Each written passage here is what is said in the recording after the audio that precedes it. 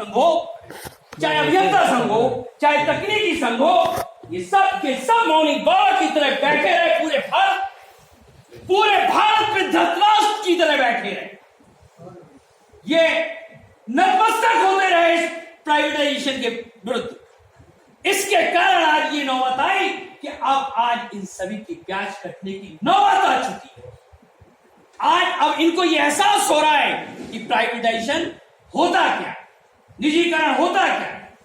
अगर ये उस समय चेत जाते, उस समय समझ जाते, तो आज इस हालात का, इस नौबत का सामना नहीं करना पड़ता। लेकिन उस समय इन्होंने गांधारी की तरह आंखों पर पट्टी बांध रखी थी।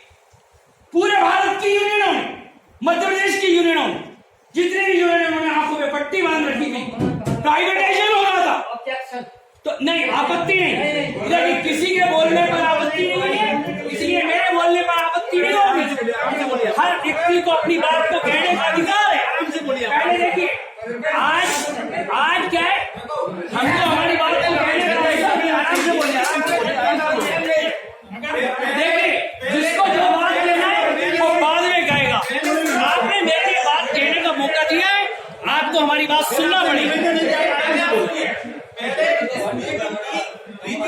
देखिए, आज निजीकरण में चर्चा हो रही है, हम निजीकरण में बात कर रहे हैं। तो निजीकरण के मुद्दे से हट के बात करूं तो आप बोल सकते हैं। देखिए, सब लोग बोल रहे थे, सुनिए, अभी सब बोल रहे हैं या तो हमें नहीं बुलाना चाहिए था, या तो हमें नहीं बुलाना चाहिए था। बुलाया है तो आपको सुनने का क्षमता रखो, सुनने की क्षमता रखो। मैंने पहले निवेदन किया था, कोई आरोप प्रत्यारोप नहीं लगेगा। ये केवल इस मुद्दे पर निजीकरण बात होगी। पहले संगठन जो क्या हुआ था उसको हम चर्चा नहीं करेंगे। मैंने कोई आरोप प्रत्यारोप नहीं लगेगा। सब संगठन के अपने निजी कारण हो सकते हैं, सब संगठन के निजी मुद्दे हो सकते हैं। उसको मैंने निवेदन किया था कि प्रत्यक्ष रखेंगे। लेकिन हम समुद्र मंथन के लिए बैठे हैं, हमको आलोचना समालोचना करके बांटना पड़ेगा। मैं आपको बताऊं, देखिए, मैंने किसी के बोलने पर एक बार भी टोका नहीं। ये मैं जानता हूं कि आज आउटसोर्स एक बहुत बड़ी ताकत है और उसको रोका जा रहा है। आज मैं आउटसोर्स संगठन की ओर से यहां पर बोलने के लिए उपस्थित हुआ। आज जितने भी संगठन हैं, इनकी टोटल संख्या देखी जाए तो मात्र 25 से 30% बची है। लेकिन आज बिजली कंपनी में अगर कोई काम करता है तो वो सबसे बड़ा आउटसोर्स संगठन है। आउटसोर्स के कर्मचारी हैं जिनके बलबूते पर आज सारी बिजली कंपनी के बल्ब चमक रहे हैं। मैं याद दिलाना चाहता हूं कि जब यूनाइटेड फोरम के नेतृत्व में हमने पिछली लड़ाई लड़ी थी 7वां वेतनमान की, तो केवल 7वां वेतनमान की लड़ाई नहीं थी, उसमें 5 मांगे शामिल थी। 5 मांगे शामिल थी कि 7वां वेतनमान की लड़ाई, संविदा कर्मचारियों के नियमितीकरण की लड़ाई और आउटसोर्स ठेका कर्मचारियों के शोषण के विरुद्ध की लड़ाई। लेकिन मुझे इस बात का दुख है कि उस समय 7वें वेतनमान की लड़ाई के बाद यह आंदोलन वापस ले लिया गया। मुझे याद है जब यूनाइटेड फोरम के माननीय वीके परियार जी एक कार्यक्रम में इसी आंदोलन के सिलसिले में ग्वालियर आए थे। मैं वहां पर अपने विचार व्यक्त करने के लिए खड़ा हुआ था, तो मैंने सबसे पहले अंदेशा यही जताया था कि मान्यवर, ऐसा तो नहीं कि आप इस 5 सूत्री मांग में अगर केवल 7वें वेतनमान की मांग मंजूर हो जाएगी तो आप आंदोलन विड्रॉ तो नहीं कर लेंगे, या मैं यहां वचनबद्धता व्यक्त कीजिए। तो उस समय माननीय परिहार जी ने उस समय कहा था कि 5 नहीं, 4.25 भी मांग अगर मंजूर होगी तो हम आंदोलन विड्रॉ नहीं करेंगे, आंदोलन वापस नहीं करेंगे। लेकिन मुझे इस बात का कहते हुए दुख है कि इसके बावजूद भी केवल 7वें वेतनमान की मांग मंजूर होने के बाद यह आंदोलन वापस ले लिया। ये क्यों हुआ?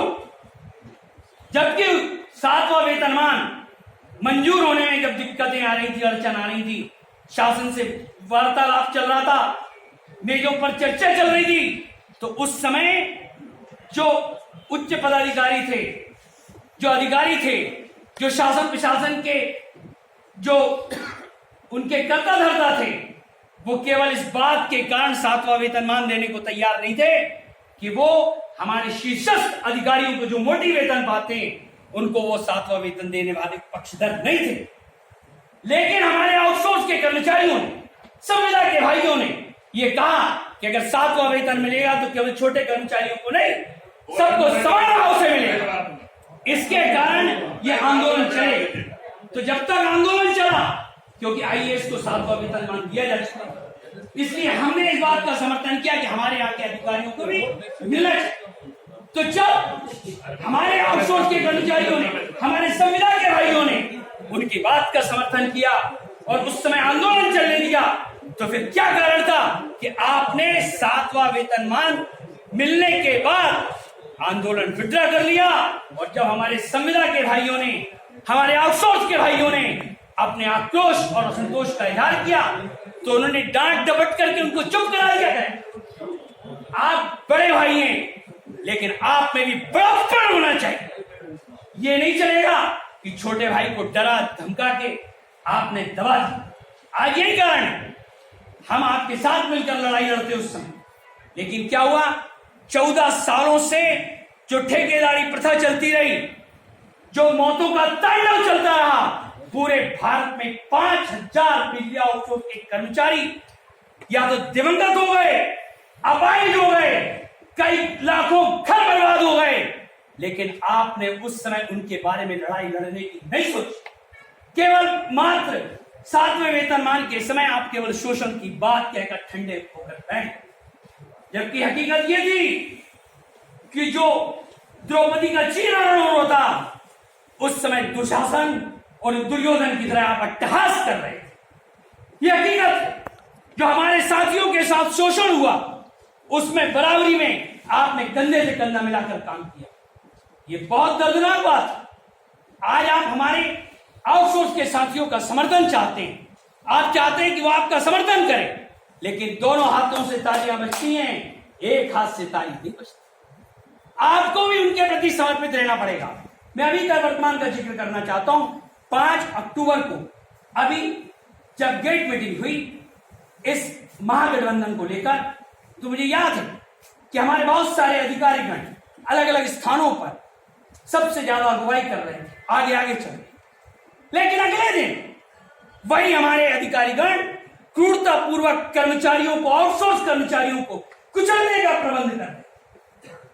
इस तरह दोहरी, दोमुखी नीति नहीं चल सकती।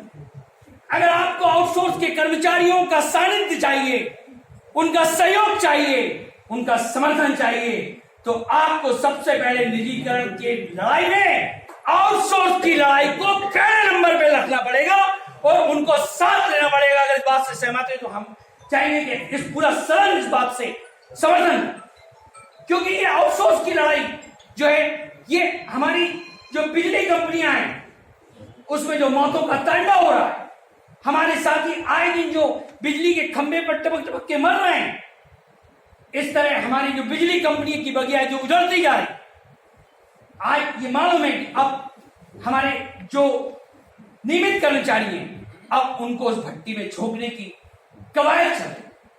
जो 178 पेज का बिल्डिंग डॉक्यूमेंट्स निकला है, स्टैंडर्ड बिल्डिंग डॉक्यूमेंट, उसके अंदर इस बात का खुलासा, यह जानते हैं आपकी पीड़ा, आपके दर्द, आपकी वेदना, लेकिन ये नहीं चलेगा कि जब अपना छोटा भाई मर रहा है, उसको थप्पड़ पड़ रहे हैं, तो आप ताली बजा, लेकिन जब आप पे आज नौबत आ गई, तो आप इस तरीके से है ना जो है संघर्ष का शंखनाद करें।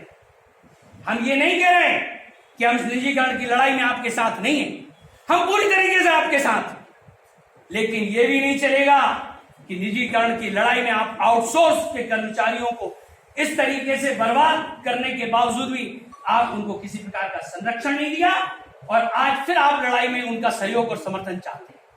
अगर आप वास्तव में आउटसोर्स के कर्मचारियों का समर्थन चाहते हैं तो ऐसा है कि आपको इस मामले में एक अलग रणनीति बनाना पड़ेगी।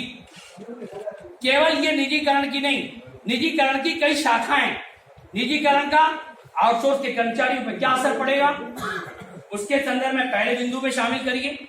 संख्यात्मक बल के हिसाब से यह आंदोलन संचालित होगा। आज संख्या बल की दृष्टि से आउटसोर्स शीर्ष पर है, तो नेतृत्व में भी शीर्ष पर रहेगा और आउटसोर्स को आगे रखना पड़ेगा।